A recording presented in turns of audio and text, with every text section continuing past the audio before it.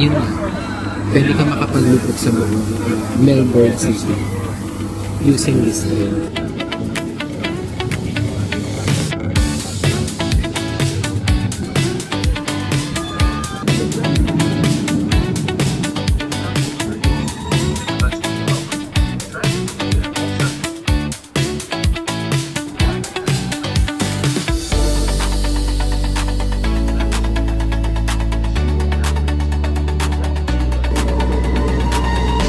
Check natin kung ano pa yung pwede nating mabili doon sa Coles and then sa DFO South Wharf. Spencer Outlet Center.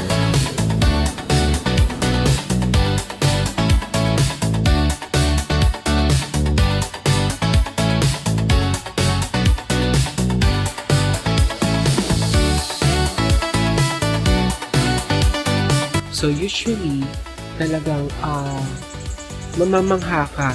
Kasi tingnan mo para tayong nasa forest. Parang makaka-feel ka talaga ng peace, ng quiet, sounds of a nature. Which is nakaka-relax lang.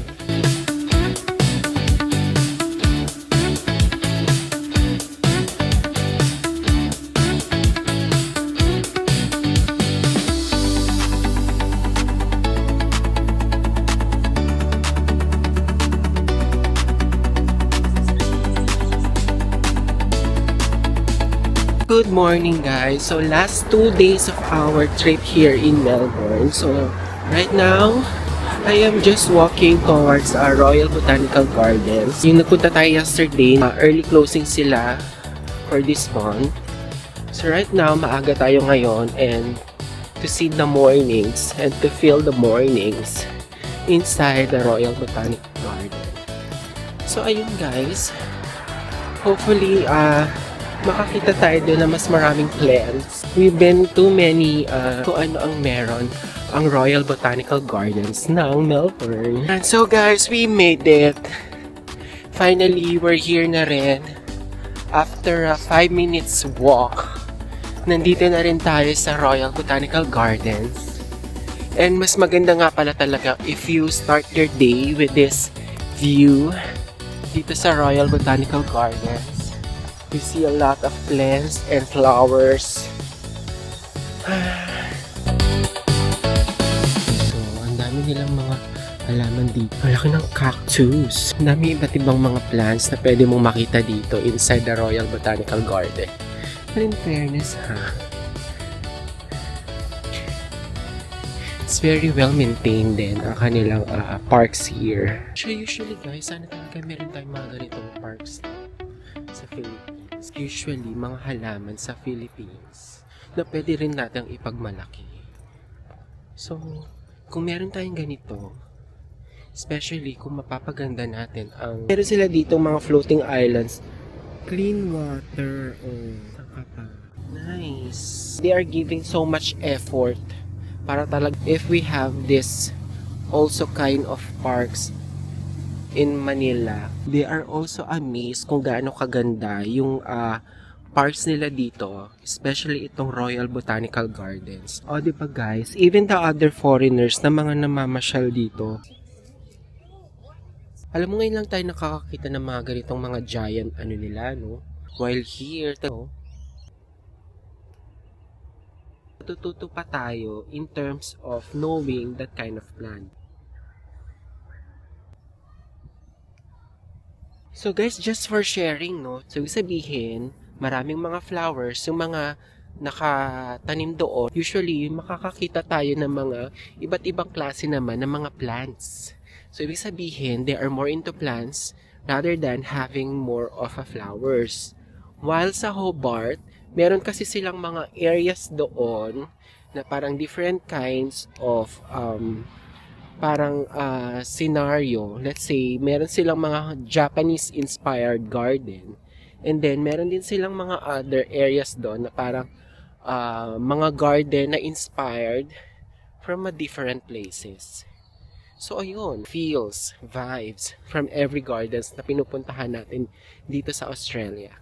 Or siguro rin guys, no, kaya wala tayong masyadong nakikita masyadong mga flowers dito. Kasi it's a winter season. So, it depends siguro din sa season. Meron si Australia. Kasi right now, yung iba usually dito is nag-strolling lang with their dogs. Yung iba nagbabasa lang ng kanilang mga books. If you are here just to relax and to engage again yourself from the nature, especially here in the morning, na parang you are really at peace. So gusto mo sana is makita mo lahat, 'di ba, ng mga plants or animals or kung ano mang meron dito sa Royal Botanical Gardens. It's just that we just going to walk and see na lang if kung ano yung pwede nating makita sa daan. Guys, tingnan nyo dito. Meron sila ditong area na parang yung mga bamboo naka-form na parang naka-arc, which is pag naglalakad ka, parang ang saya lang.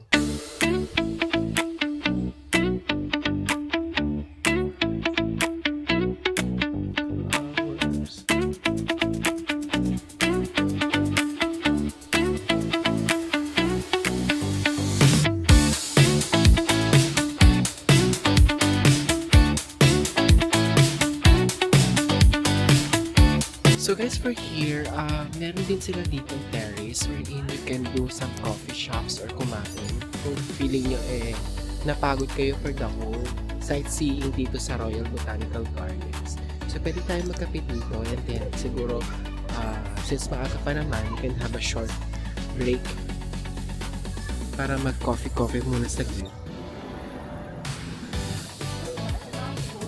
Guys, we're now here sa Queen Victoria Market. And pati na rin palengke, to be honest. So, let's check it out kung anong pwede natin mabili dito ng mga souvenir items na pwede natin mapadala. And gusto ko na rin actually mag-lunch. So, it's a great day para kasi bukas sila ngayon at marami silang mga stores na naka-open for this time.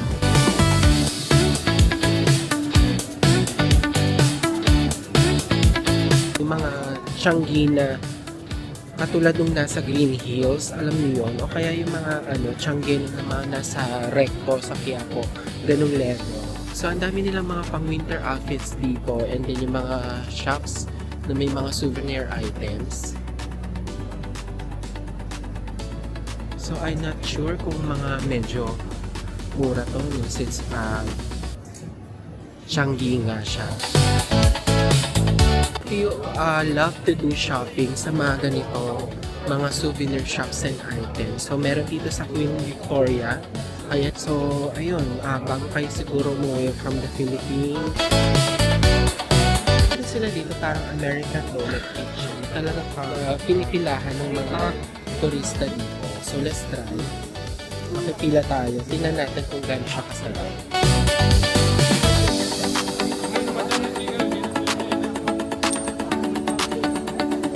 So, tingnan natin kung talagang it really works the hype. Actually guys, parang habang niluluto mo at habang mainit, dun yata siya talagang maranasan mo yung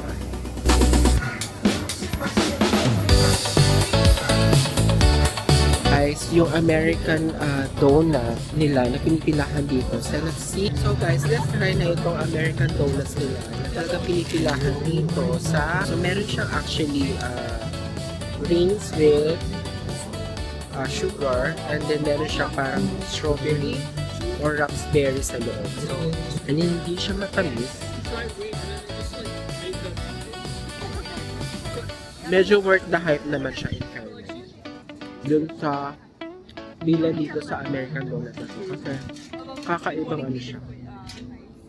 Kakaibang donut siya na may strawberry and raspberry sa loob. Masarap siya. This is good. May partner siya for a coffee. Pero in fairness guys, sa mga damit nila dito, though kapag i-convert natin siya sa Philippine peso, of course medyo mahal siya. Pero so it's really nice, no? Mostly palengke. Na meron din pala siyang area dito na talagang palengke, na bilihan ng mga meat shop and fish. Pero ito kasi more of the Changi sa side na ito. So dito tayo makakita ng mga items na pampasalubong. Pero iba, made in Australia.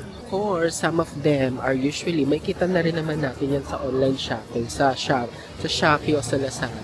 But then again, syempre iba pa rin ang quality when we talk about sa mga Australian-made garments and items na meron sila dito. So kahit na sabihin mo Changi, magandang mga items na binibenta. Hello guys! So guess what? So itong lookout na to is located in Ormond. So ang ganda lang kasi if you wanted to mag-relax, to chill lang dito sa lugar ng Point Ormond, you can also do that. Pwede kang mag-bike or pwede kang mag-run. So maganda lang talaga mag-chill dito sa taas ng lookout na to kasi kadalasan ng mga, sabihin na natin, mga Gen Z or mga younger generations are here. Even yung mga other Asian countries na katulad ko, ng mga turista. It's like 3:30 pa in the afternoon.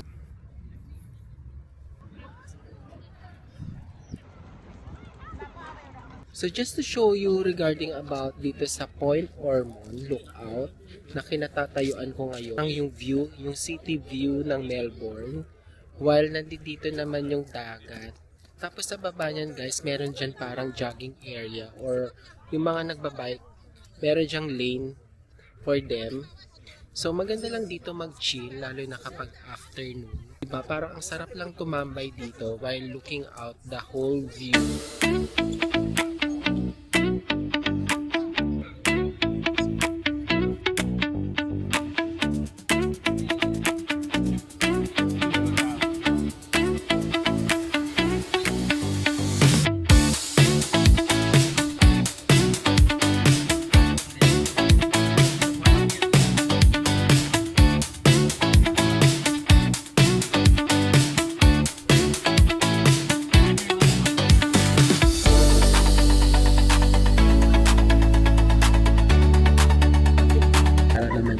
At least experience ng sunset view dito sa Point Ormond.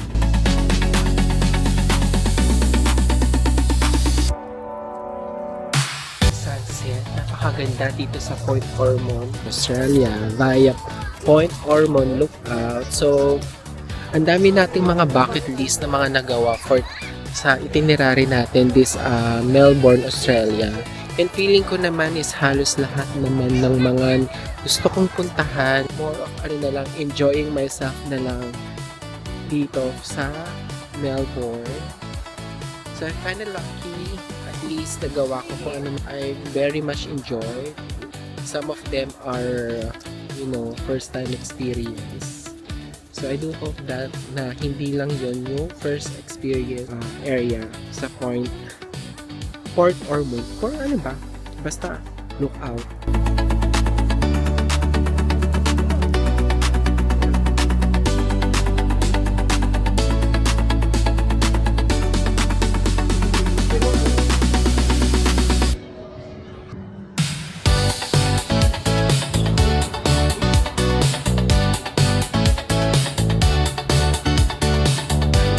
Yung magandang scenic view kapag gabi.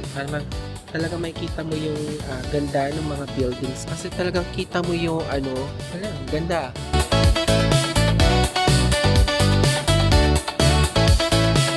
And that's the end of our journey here in Melbourne. For sure, mamimiss ko talaga ang city ng Melbourne as I really enjoy ang pagkagala ko dito. Hopefully, there are more to come for our travel days para naman ma-share ko sa inyo ang aking experiences. Yun lang, and bye for now. Till next time for my travel journey.